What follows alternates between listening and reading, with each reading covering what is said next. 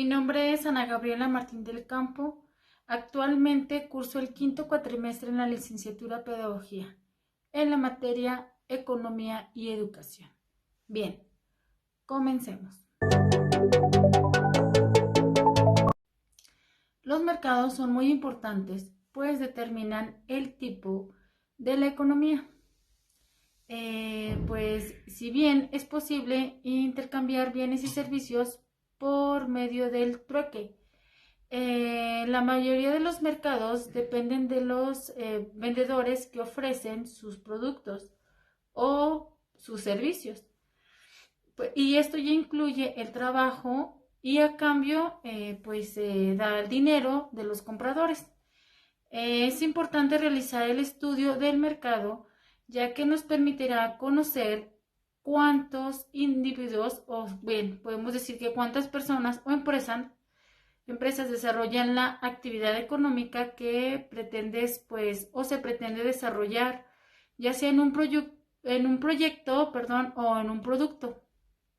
Pues ya la producción de un bien o la prestación de un servicio, así como sus especificaciones, es el precio que el público está dispuesto a pagar pues por este servicio. Bien, ya dejando un poco en claro cómo es que funciona el mercado, durante esta sesión relacionaremos varios temas sobre la economía y la educación. Daremos a conocer sus conceptos, la influencia y pues la afectación que la economía tiene en el área educativa. Bien, existe un gran vínculo entre ambas fuentes, haciendo ver que la educación hace presencia importante en la economía. Para esto abordaremos los siguientes temas. Bien, pues comenzaremos con la libertad del mercado.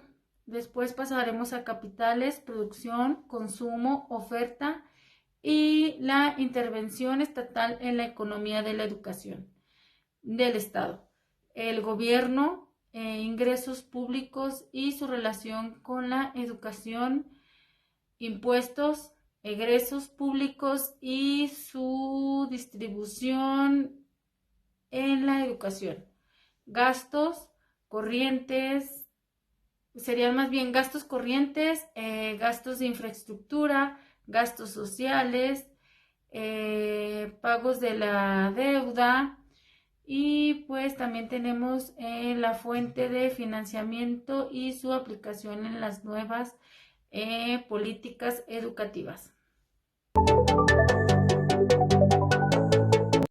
Bien, comenzamos con un tema importante tanto para la educación como para la economía. Y el primer tema es el mercado libre o un mercado libre o libre mercado es aquel en donde los precios de los bienes y servicios se determinan por las interacciones de las ofertas y demandantes sin la intervención del gobierno o cualquier otro agente externo.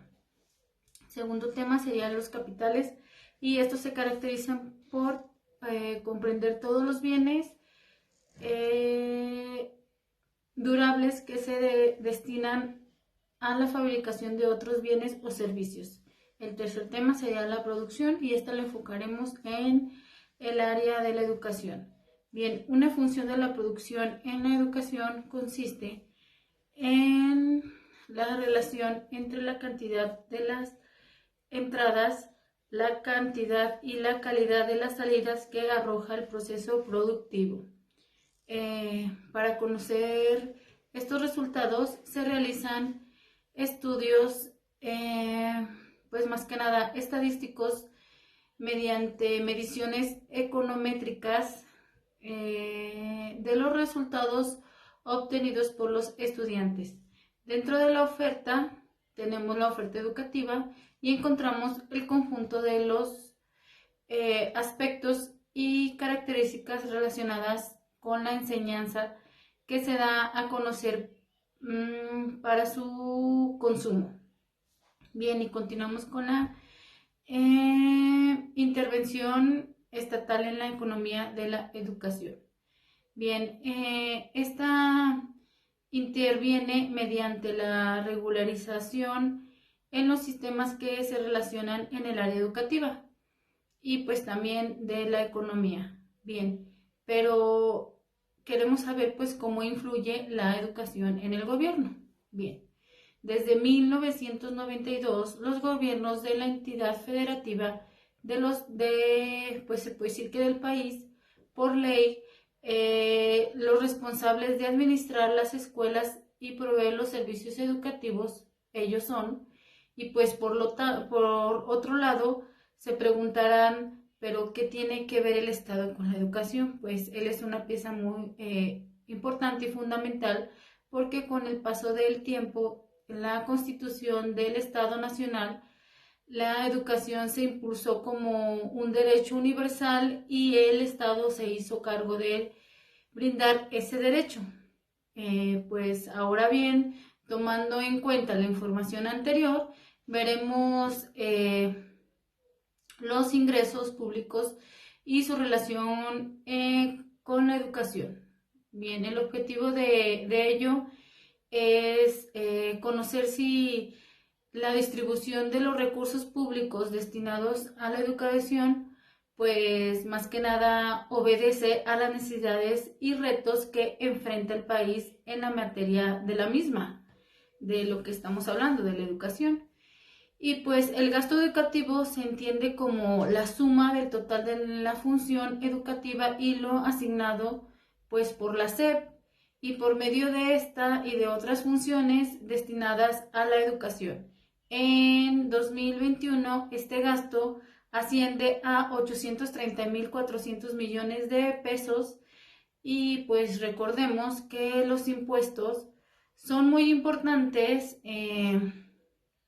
ya que estos, bueno, gracias a estos sirven para pagar los gastos del Estado y pues como les digo, gracias a esto es posible financiar las construcciones de obras públicas como las escuelas y asimismo cubrir los gastos más que nada educativos. Bien, continuamos con otro tema y estos son los egresos públicos y su distribución en la educación, bien, más que nada básica, nivel en el que se encuentran 7 de cada 10 alumnos de educación pública.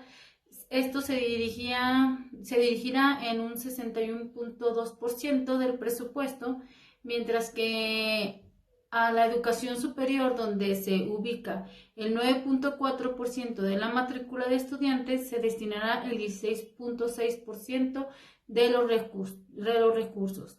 En los gastos corrientes, la ley de la educación dice que el gasto público anual en educación debería de ser del 4% del PIB estimado para el año corriente. Bien, la ley de la educación superior establece que la inversión pública no deberá ser inferior al 5%. Pues continuamos con las infraestructuras y la relación educativa y esto ha tenido un recorte en el gasto sumando una reducción del 54% en los últimos 8 años. Para el 2021 se aprobó un gasto del 15.4 millones de pesos, el 12% menos que se ejercido en el 2020.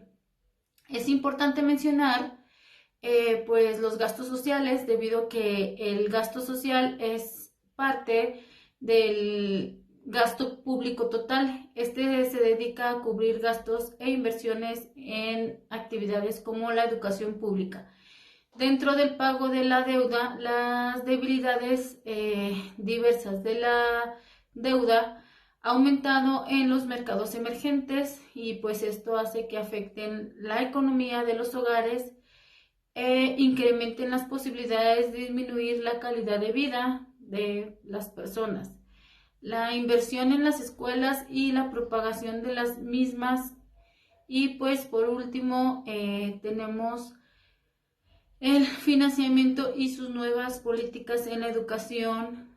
Este se financia principalmente con los ingresos internos obtenidos mediante impuestos nacionales.